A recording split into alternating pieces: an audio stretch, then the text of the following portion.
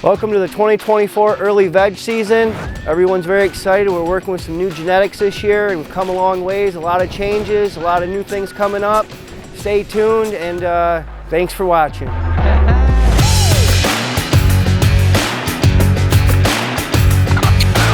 GMO bomb is 103.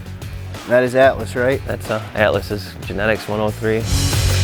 We run so many new genetics each year. We usually only bring back about 6 or 7 flavors out of, last year we had 60 some, only brought back a little handful of them. So this year with close to 100 flavors, we might end up with 16, 17 kinds that actually fit the farm and the flavonoids people are looking for. As you can see, we're growing in pots this year to stop pathogens, viruses, and diseases. Try for a healthier plant for the consumer. All the way around, just hoping for a better harvest. Last year the state took a brutal hit from Septoria, and we're trying to prevent anything and everything we can.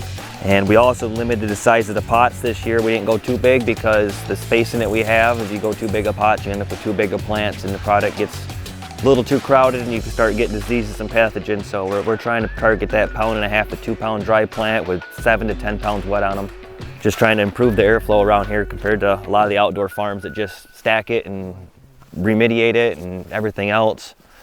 Jason's my brother. I met Alex in Frederick, Michigan. Me and Jason went up to a farm in Frederick and it didn't work out for us. I remember a day where Alex actually come to me and said, you got the knowledge between you and your brother and I got the know-how and can run the computers.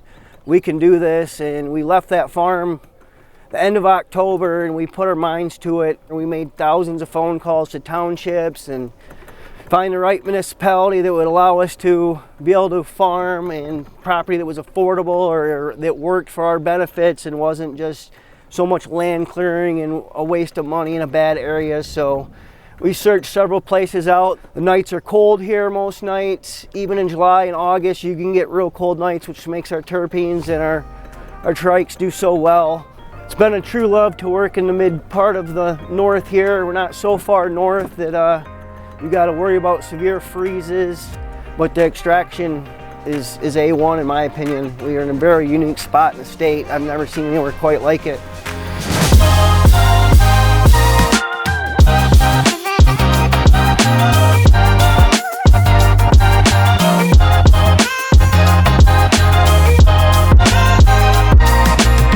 That would be Sugar Bowl from Mendo 2020 right here. This is a sour diesel lineage with a few other twists to it. It's one of the good hash dumpers he's created for us over the times.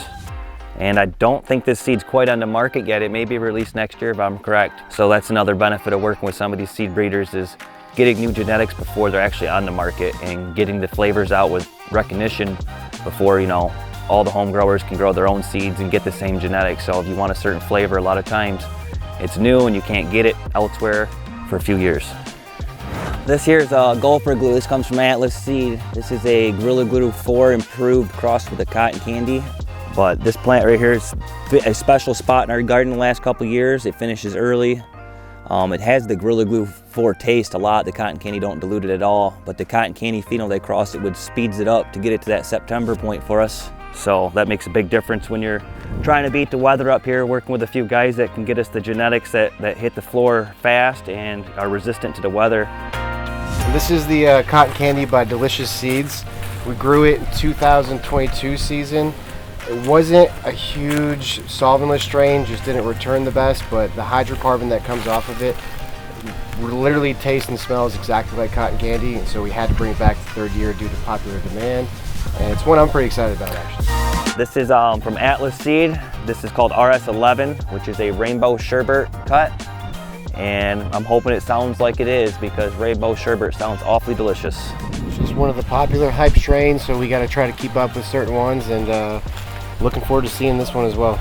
It makes it so hard to rerun stuff, like a lot of these guys run all these clones and are stuck to flavors because every year there's just so many new flavors hitting the table that if you're stuck on what happened 5 years ago, people want new stuff. And I find a plant we like and we want to rerun. That's why we only keep 6, 10, 12 every year, because every year Atlas has 20 or 30 new flavors, and so does Mendo and all the other great guys we work with.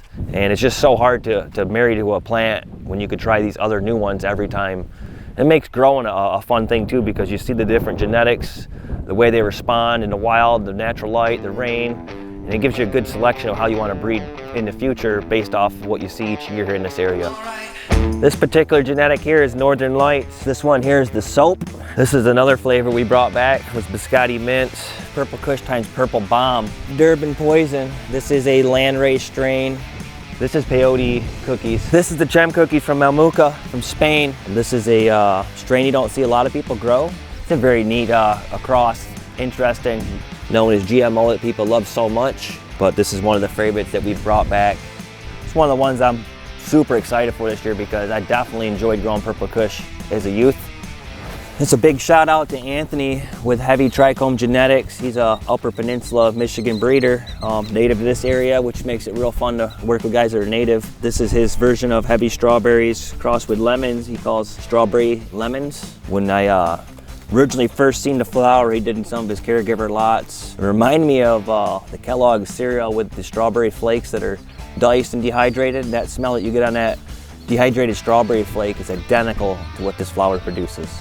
This is an insane terp that this guy has created. It is absolutely amazing. I can't wait to try it out this year. I think it might even be a contender for our other version of strawberry lemonade.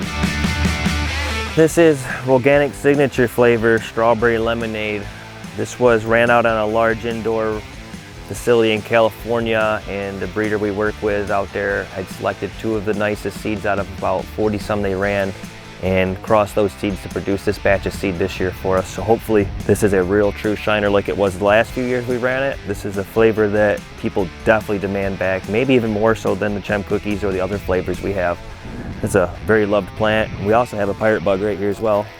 That is a mature pirate bug. That's about as big as they get, but he will literally suck the juice out of about every aphid he could get. So we have an abundance of good predator bugs that show up all on their own out here. We don't have to order ladybugs from California that come with a virus or a fungi on them. A lot of ladybugs we find out here are the real original pink ones that are native to this area. But we'd prefer to have it that way versus spraying, you know, a bunch of neem oil and a bunch of stuff that deters the insects that makes the product taste bad. We try to spray this crop as little as possible, and when we do spray it, it will be with a beneficial bacteria or a fungi of some sort that's actually good for the plant, doesn't leave any kind of residues or flavors. And of course, we would never spray in flower, but most of these crops take care of themselves if they're healthy. It starts with having a healthy plant, healthy root foundation, plants that are smothered in water holes that are drowning and stuff. You know, that's where your first diseases come from. So as you see the pots, like my brother mentioned, that's another attribute to helping this crop be healthy. It was a pretty hefty setup cost compared to the last few years. The irrigation cost me probably 6 times the price this year it did the last 2 years together. But I think it's going to be well worth it to make a better product in the end. I start every plant from seed, or 99% of them. There are a couple rows of clones, but the last 3 years I've planted roughly 26,000 seeds. I have 98.5 to 99% germination rate. I've been working with seeds most of my life, done many clones, but I prefer the seed over the clone because it gives you the true love of hunting and finding the real phenos, and it's a true hunt and enjoyment that we developed over years of doing this. I just watch for any problems. I see something, I say, hey guys, I think we need to do this or that. You know, we grew in the ground prior to this, and so much the state of Michigan seen such an issue with septoria and viruses and pathogens last year. We had the smoke in the air from Canada, and the amount of rainfall was just unreal. I think we got 30 inches in like 1 month at one point in time. It was just devastating on cannabis. So we decided to go in these pots this year and just try to make an overall better performance for the plant and really try to make a product that's A1 for the consumer. Most people don't realize what goes in it for the farmer, but it's very hard, intense labor, a lot of stress, and physically, mentally, and emotionally would break most people. You gotta have a love for it and a drive that's harder than most anybody could imagine to survive and be successful, or you're just jumping into something that you risk everything and will fail. We love our seed plant so dearly that we only could designate 3 rows for clones out here. But this row here, we've got GMO. This is the original GMO cut that was in the area a while back. So I'm very curious to see how the original cut holds up to the Chem Cookies version we have at the end that came from Mamuka. But we're definitely curious to see how the clones grow. In my past experience running large clones outdoors, they get awfully leafy and have a lot more viney shoots in them because they've been around so long. They just they just grow non-stop. So like they can be a little harder to manage once they get full size versus some of the seed plants we run. And as you see, a lot of these plants, how cleaned up they are, and there's no shoots and branches and stuff.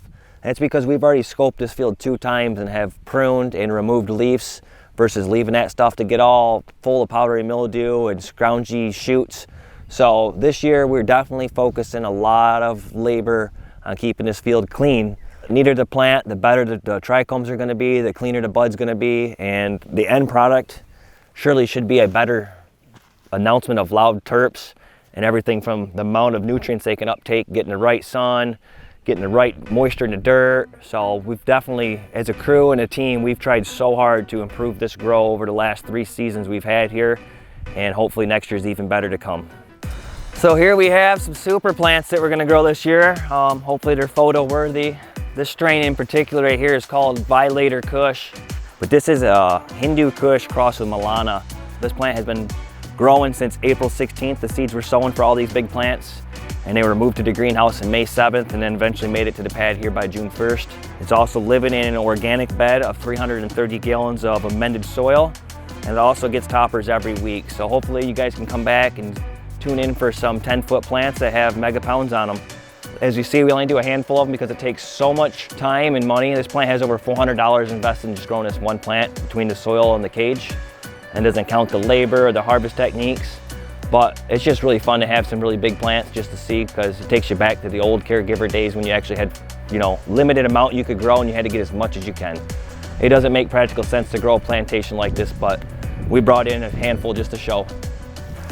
I'd like to give a shout out to Adam and Ryan from Mendocino County 2020 Genetics. Their pepper jelly, outstanding breeders, performs well. This is going to be a massive plant. Appreciate the true breeders out there. Nothing like organically growing, as you can tell. Everything you need is right there. The soil amendments. I don't pH no water out here. I don't check any ECs. We just grow with nature like you're supposed to, and all the organics level it all out for you. It really does. Thanks for staying tuned in for the 2024 season here at Organic Gardens. Got a lot of good stuff that we want to come back and re-show you guys later in the season. We're super excited to have 100 strains on the field this year to bring to everybody, give you all follow-ups on the transition to transition flower to the end product. Like again, thanks for following Organic Gardens. We're trying our best to deliver the best products we can.